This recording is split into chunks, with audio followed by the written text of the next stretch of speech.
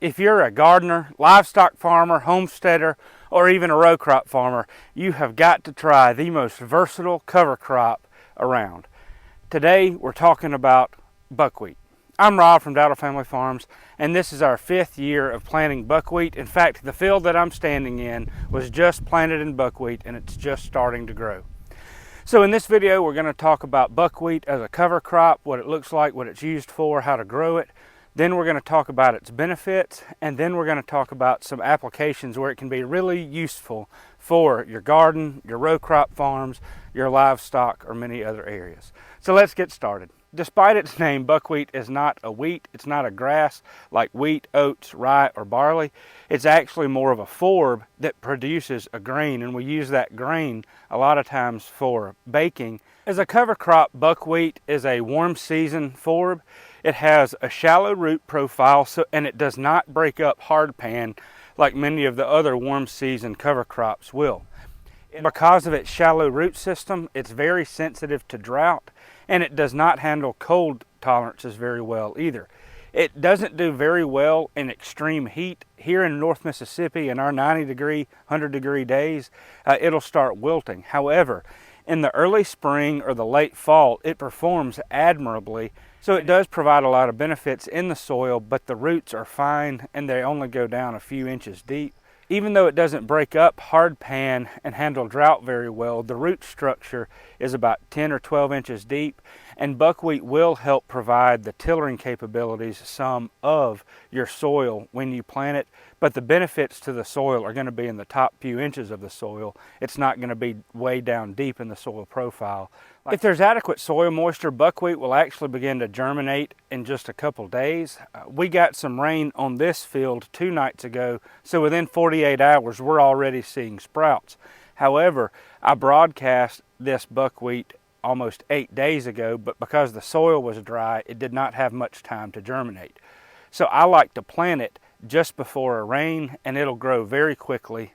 Because buckwheat germinates quickly and it has large leaves, it can actually not only smother out other things that are growing, but it can also shade the soil very quickly to help reduce soil temperatures and conserve soil moisture.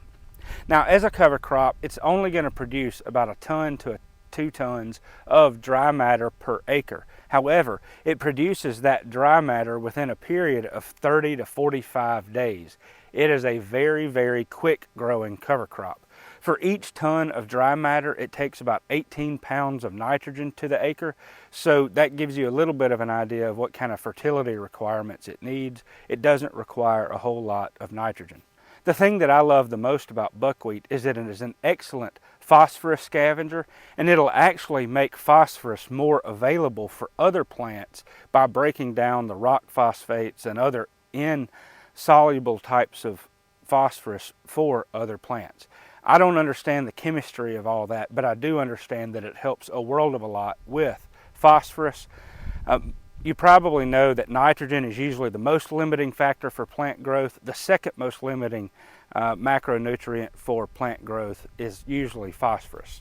The other thing that I really like about buckwheat is if you're trying to grow it for a forage crop, it can produce good hard seed within 45 to about 75 days. So it'll flower within 30 days and provide a lot of nectar and pollen for beneficial insects. And then in another 21 to 40 days, you can have a lot of good seed, and you can actually mow it and have the crop regrow another crop of buckwheat, or you can turn your chickens or pigs or other livestock in and they will consume the buckwheat itself. I've usually found that if I can get a little bit of rain just before planting the buckwheat, there's a lot of times enough soil moisture for the buckwheat to grow and make a crop. Here in Mississippi, July and August tend to be dry and it doesn't do very well. However, I can in September and October usually get a decent crop of buckwheat in, and also now, like mid-April, get a good crop of buckwheat growing right now, and we have plenty of soil moisture this time of the year. If you follow our channel much, this field that I'm standing in is our second pig paddock.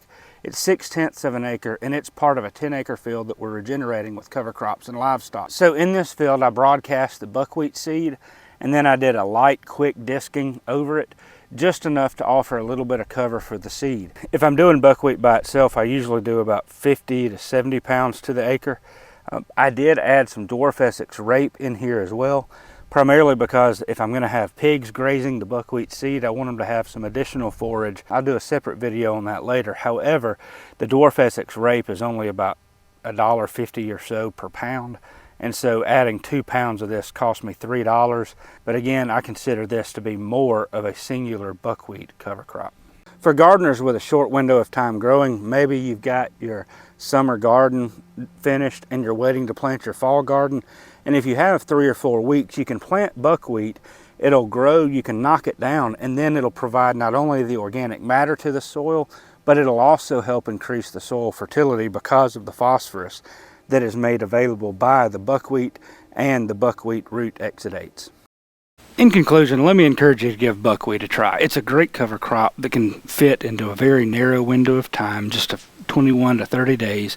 It can provide a lot of resources for beneficial insects and pollinators, and it can also provide some hard seed if you're trying to feed some ducks, chickens, pigs, or other livestock like that. If you've tried growing buckwheat before, let me know how it worked out for you in the comments below. I'm really interested in your location, the time of the year that you were growing it, and also were you growing it for your gardens, for your pastures, or anywhere else. Until next time, it's Rob from Dotto Family Farms wishing you the best. Take care.